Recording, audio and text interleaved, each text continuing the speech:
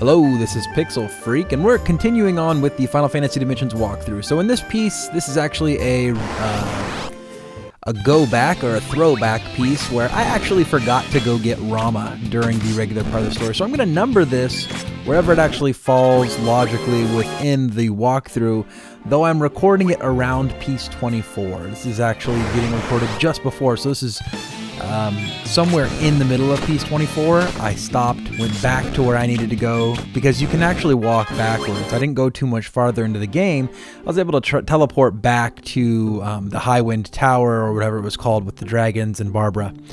And that's where Rama is, in this cave here.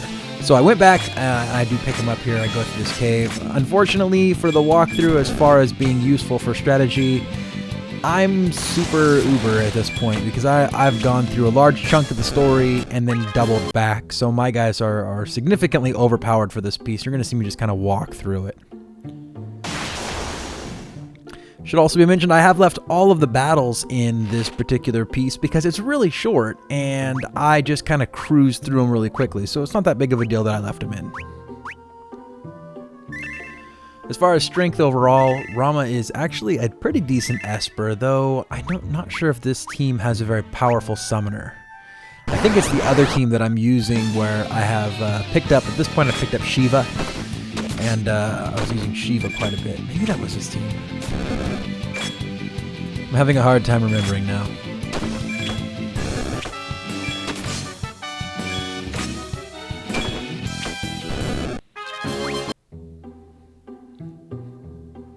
It's kind of cool here, the lightning in this dungeon, it kind of goes off. It's supposed to signify, oh, it's Rama.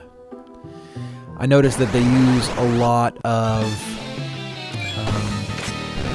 I don't know if I don't want to say it's over the top. They use the Final Fantasy, I think the right word would be tropes. They use these Final Fantasy tropes throughout this game, but they almost use them in a weird way.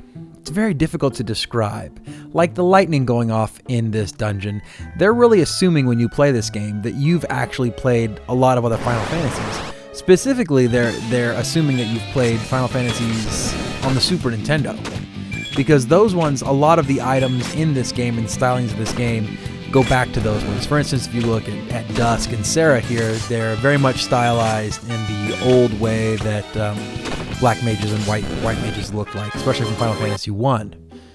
So it's kind of a throwback in that way, and I think this game's nostalgia is actually pointing more towards those really old Final Fantasies, as opposed to even some of the other ones that are still nostalgic, like 7 through 9, which tend to have quite a big following as well.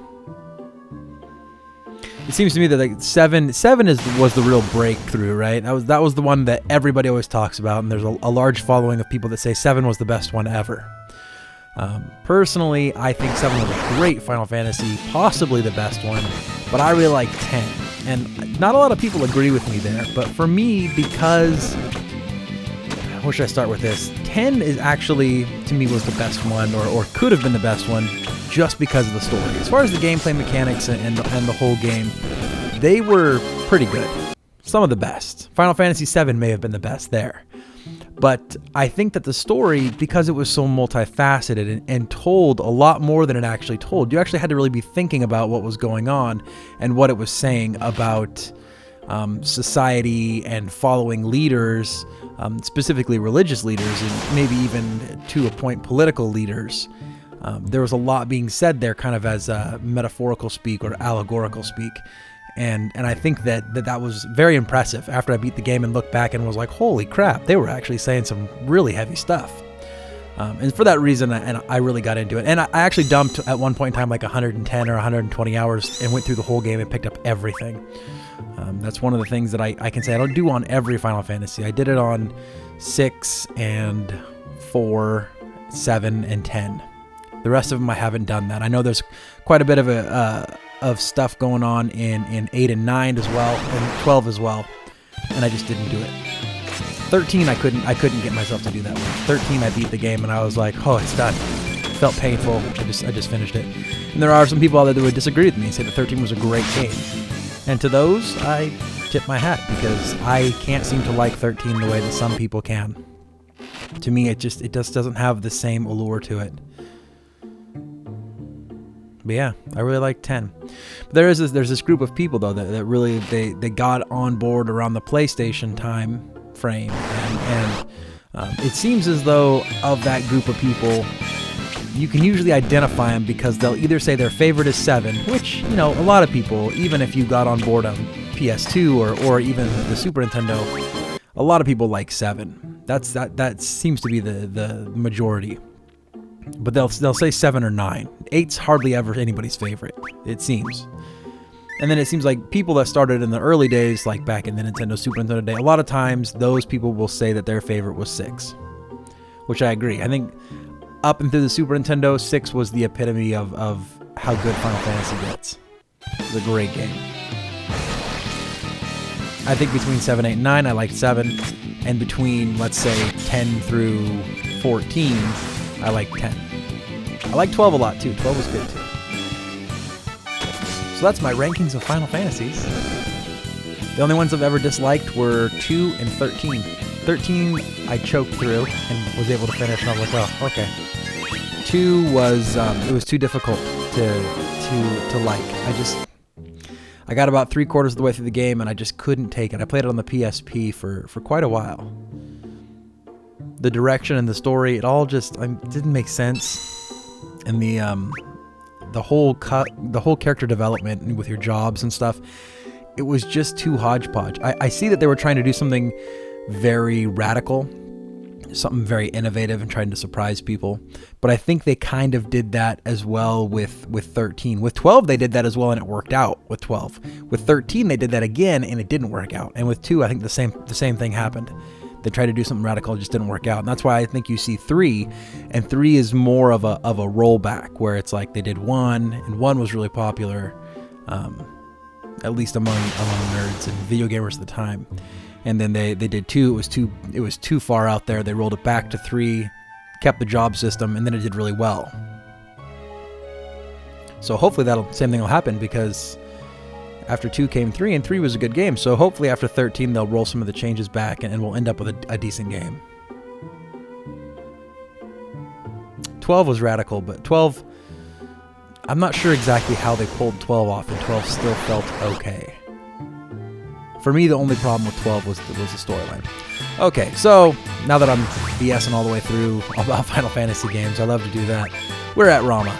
Rama is kind of a pushover, but it may have just been for me that my guys were way over leveled. So in fighting him though, I really couldn't see any particular strategy to him. It's more or less, he just really hits you heavily with waves of lightning. You just need to chain cast Cura on your team and then go at him with all the offense you can. I don't even think he has any status ailments that he puts on your team. It's mostly just, well, there you go. He got me with the paralyze. But nonetheless, my characters are so overpowered that I'll take him down really quick. So in the unfortunate event that what happened to me happens to you, you may die here, because your characters are probably much lower level, and if he paralyzes just your white mage, you may need a backup healer. I didn't, because I'm so high level, I just stormed off the floor with him. I just continued to fight him. I didn't even stop and try to change somebody into healing with items or anything. It didn't make any sense. So as you can see though, he does hit pretty hard. He's taking a good chunk of my HP away. And I think my white mage does get back up before the end of the fight. Oh, I do use a potion. So there's one.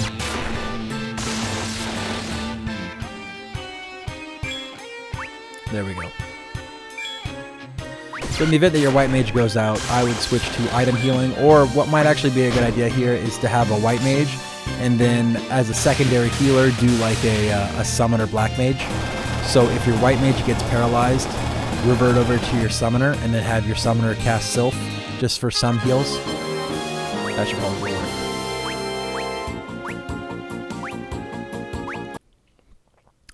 So after the fight, you pick up Rama as a summon, and then I think it's best to just teleport out.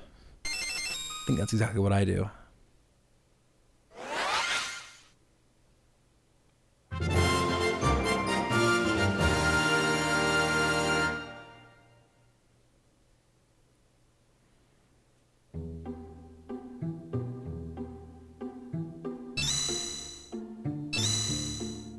Oh, there you go. You can do the dungeon through that little item there.